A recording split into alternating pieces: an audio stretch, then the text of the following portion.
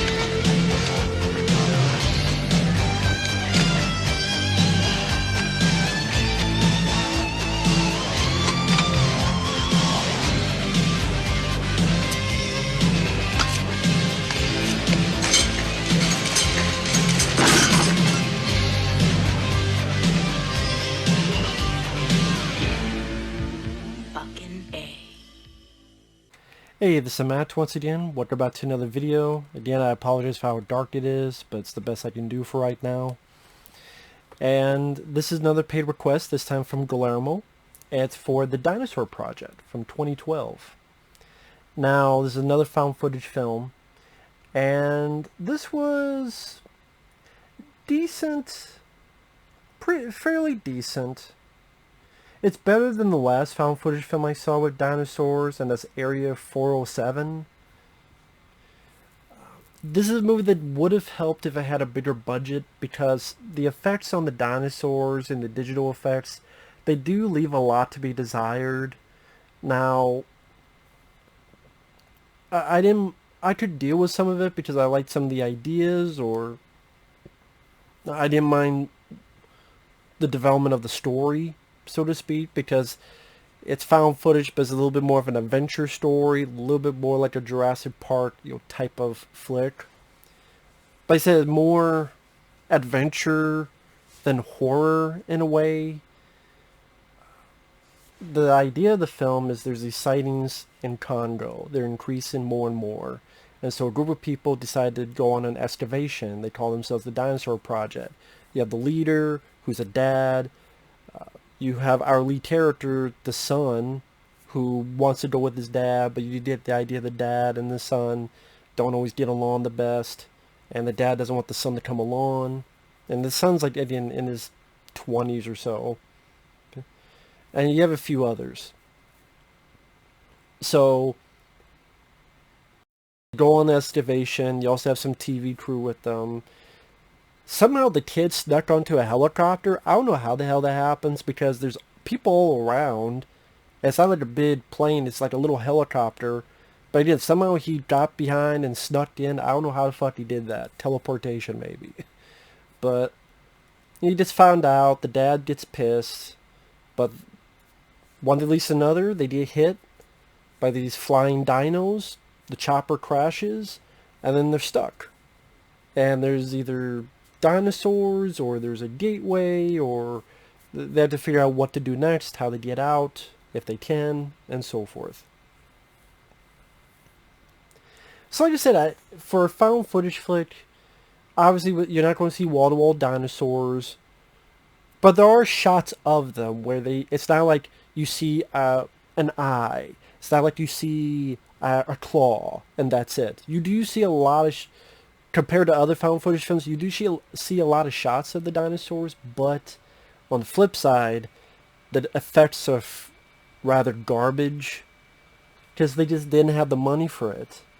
And it's like, okay, I appreciate that it's not just an eye or something, but yeah, you're trying to pull into the mystique of the movie or into the subject matter, and then you have this sometimes asylum level effects, or maybe a little bit better, maybe a little bit better, like maybe little the Sci-Fi Channel. It, and some I could deal with. Like there's this dino that the team becomes friends with, and he actually nicknames it Crypto. I didn't mind him. And it's not even because the look was great, but I like the idea of finding a little cute dinosaur and it being a pet and being and liking this kid who fed him stuff. And there's a point where they put a camera on it and you see its POV and it helps him out throughout this journey. I like that idea. I'm a sucker for that idea. Come on, we all would like a pet dinosaur. So I did enjoy that. It shows them their interactions, getting attacked at night, they get attacked in a boat.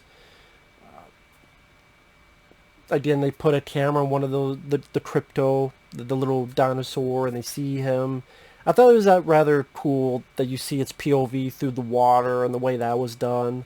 I thought that was a nice idea to put into this project of a movie.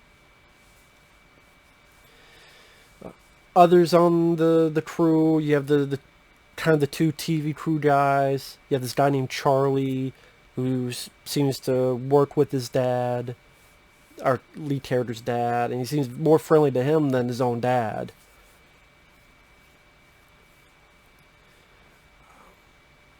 There are times, especially, there's a point where the lead teen and the Charlie guy, things get separated. They're going almost on the way to this gateway thing that maybe these dinosaurs are coming from.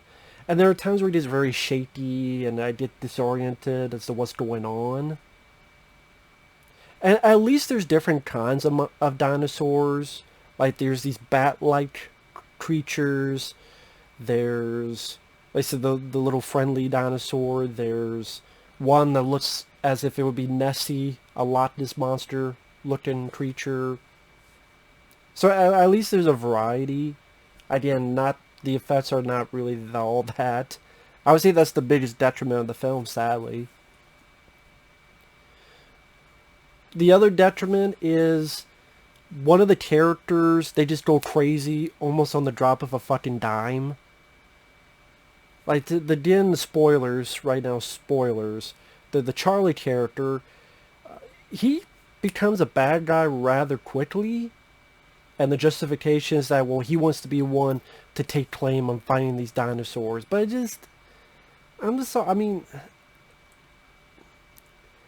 I don't even know if you really needed that. I don't know if you really needed a human bad guy element to this. I mean, you have dinosaurs already. Do you really need a human bad guy element? Like, really? Truly? I don't know, man. I don't know. I mean, it does get a nice, rewarding moment later on. But in more spoilers, like you say, they get separated. Also, some people, like this one lady, she leaves and we never know what happens to her again unless I missed it. It's a African-American lady. I forget her name. But she's like, I gotta try to make it on this boat. I don't think we've ever seen her again. So I don't know if she lived, if she died, what happened. Again, never found out. Never find out. So I thought that was a bit weird because that was one of our main characters. Unless it was so quick I missed it. Maybe that was the case. If so, I apologize. But yeah, the asshole who now wants to kill the teen and then wants to kill the dad, even causes, again, spoilers, causes a landslide that gets the dad killed. If I'm going to take credit for this place, then you can't be around. I'm like, motherfucker, you both can take credit. I mean, you can write a fucking book. Like, there's tons of shit you can do with all this. Seriously. This is ridiculous. It's stupid. So, him becoming a bad guy just seemed really out of the blue. I don't think it was really that much needed. I thought the effects aren't the best. I did like the moment, super spoilers, where Crypto, the dinosaur, spits on the teen. And you're like, why is he doing that? But then, like, the big mama, like, bigger versions come by and sniff him. Doesn't do anything to him. then kills that asshole Charlie guy. And I thought, okay, that was satisfying. That was pretty fun. And it doesn't really end on a downbeat note. In fact, if it wasn't for the age difference, this could almost be a prequel to Jurassic Park 3. Where, because that was at the beginning of Jurassic Park 3, it was a kid on the dinosaur, but this is a much older kid. But it's like, he's the last one, apparently. Yeah, I don't know what happened to the African American lady. But he is going to fix this phone, and he throws the backpack in case anyone finds it. And the movie's like, okay, it's been found. But it never shows that the kid died. Just he's going to fix some stuff to try to get the satellite phone going, and his companion, Crypto, and then there's a land of dinosaurs there. Like I said, I like that it was an ambitious found footage for, I'm sure, the low budget they had. Trying to make that into found footage, but then this dinosaur adventure movie. I kind of appreciate the idea. I think the setup helped.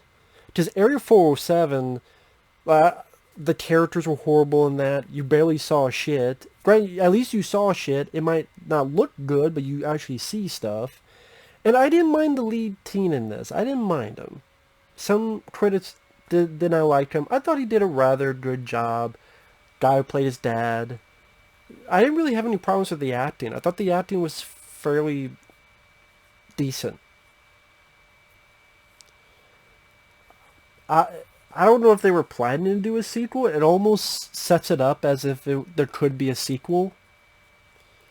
But like I said, I guess if you're a sucker for found footage films and you're fine with digital effects that are not that good, it's not a bad one. It's not a bad one. It's flawed, but it was a decent watch. Like I said, a lot better than Area 407.